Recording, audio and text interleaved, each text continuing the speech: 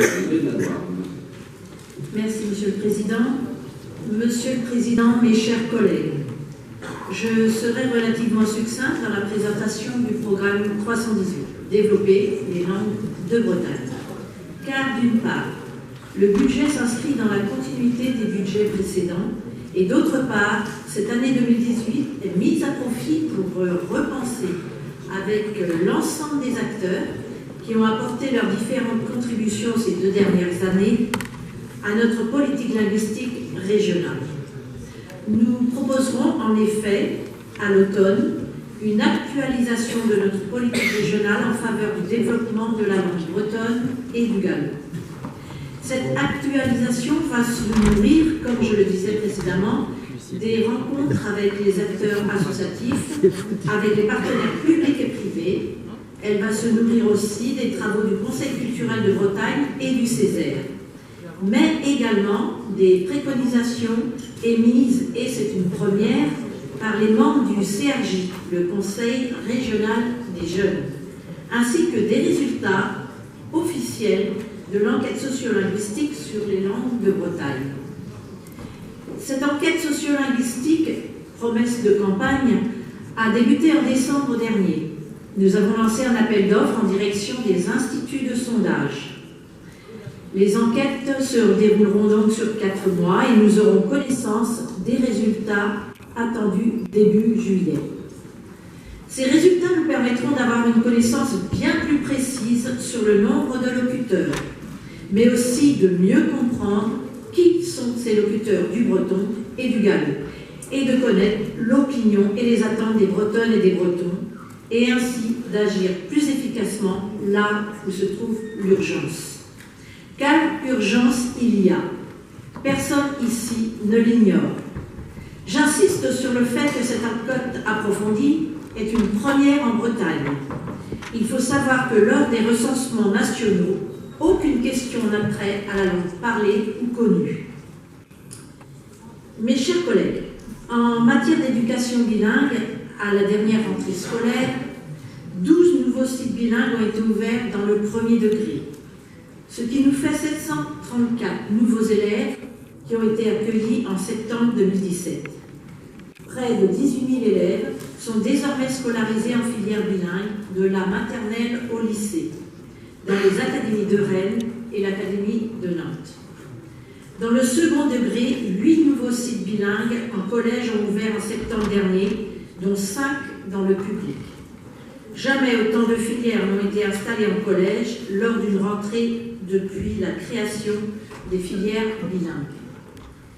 Il convient de s'en réjouir, car il est indispensable de continuer dans ce sens et de poursuivre cette dynamique, afin que chaque enfant bilingue puisse enfin continuer sereinement sa scolarité au-delà du CM2 et avoir accès en 6e et en 3e et en seconde à la continuité de cet enseignement. Le partenariat pour le développement des nouvelles filières d'enseignement public bilingue entre l'Office public de la langue bretonne et l'Académie, mise en place dans le cadre de la Convention spécifique 2015-2020, explique ces résultats encourageants. Et les relations de travail constructives doivent perdurer avec l'Académie afin de maintenir l'acquis et développer les nouveaux sites et ouvertures en secondaire. Mais je veux tout de même rester très vigilante pour la prochaine rentrée, par rapport notamment au nombre de postes ouverts au concours public bilingue du premier degré. Dans l'état actuel de nos informations, le nombre de postes passerait de 54 en 2017 à 39 seulement en 2018. Le nombre de postes offerts au concours du privé bilingue serait en cours de révision. Nous avons réagi en ce sens vers le ministère. Fin janvier, il était en effet prévu un seul poste pour le privé catholique, soit une baisse de 9 postes sur 2 ans. Et 7 postes, malheureusement, et seulement, ont été proposés pour le réseau d'Iwan, comme en 2017.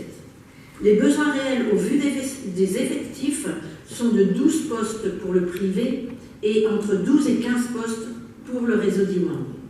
Ceci pour atteindre le taux prévu de 17% et ensuite pour atteindre en 2020 l'objectif des 20% inscrits dans la Convention spécifique État-région.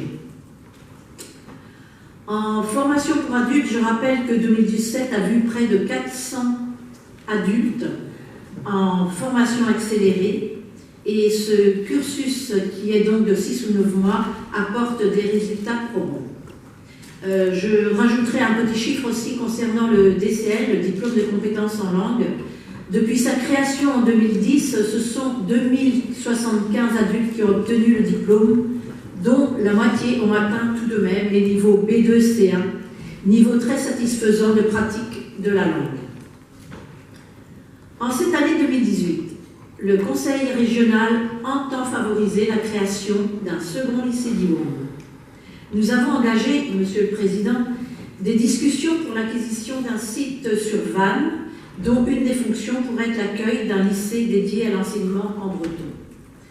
La région soutient par ailleurs fermement le réseau d'Yvonne dans sa demande de sanctuarisation des emplois aidés, dont la suppression ou la diminution du taux d'intervention pourrait conduire à de graves difficultés budgétaires et par là même, bien évidemment, le fonctionnement pour tous ces établissements. Nous serions par ailleurs attentifs à la place de l'enseignement du et en breton dans le cadre de la réforme annoncée du baccalauréat. C'est d'ailleurs dans ce sens que nous aurons en mars prochain une réunion de la commission de langue à Région de France avec les autres régions de France. Vous me permettrez quelques mots positifs de félicitations suite au succès rencontré par Radio Kerney dans sa réponse à l'appel lancé par le CSA en Loire-Atlantique pour l'octroi d'une fréquence de radio numérique terrestre. Une antenne en langue bretonne verra rapidement le jour à Nantes grâce à l'aide de la région à Radio Kerney. Nous continuerons à accompagner cette radio qui prévoit de répondre également à l'appel quand le CSA ouvrira les fréquences en Ille-et-Vilaine. Je veux par ailleurs féliciter les 3 réseaux, Diusquam, Mabigou-Breizh, Gand-et-Diguez, travaillant dans leur domaine de la petite enfance. Ils ont décidé de se structurer et de travailler en synergie avec des projets innovants et engageants, tels une start-up, pour offrir une offre d'accueil des tout-petits au plus près des attentes des parents. Et ceci est tout nouveau. Mes chers collègues, voici très rapidement ce que je souhaitais vous dire ce matin. La sauvegarde et le développement de la langue bretonne sont un enjeu vital pour notre région. Et ce défi, nous le savons tous ici, nous oblige à plus, nous demande davantage. Si la reconduction des actions menées est nécessaire pour assurer la continuité et la cohérence, cela ne suffit plus. Il nous faut aujourd'hui aller plus loin, à la fois pour renforcer ce qui existe, mais aussi pour initier de nouvelles perspectives. Je vous donne donc rendez-vous pour notre session d'automne, qui marquera une nouvelle étape de notre politique linguistique renforcée pour le développement de la langue bretonne et du gallo. Et ce qui amènera naturellement des ajustements budgétaires à ce programme. Et comme écrivait Angela Duval, écrivain et paysanne du Trégor, Tomatam dans New la Peneges et vos Atskulmet Chadenoriez. Peu à peu, avec constance et volonté, nous renouerons les maillons de notre langue. Et je vais maintenant laisser la parole à Caroline Hulot pour donner des révisions sur le développement du gallo.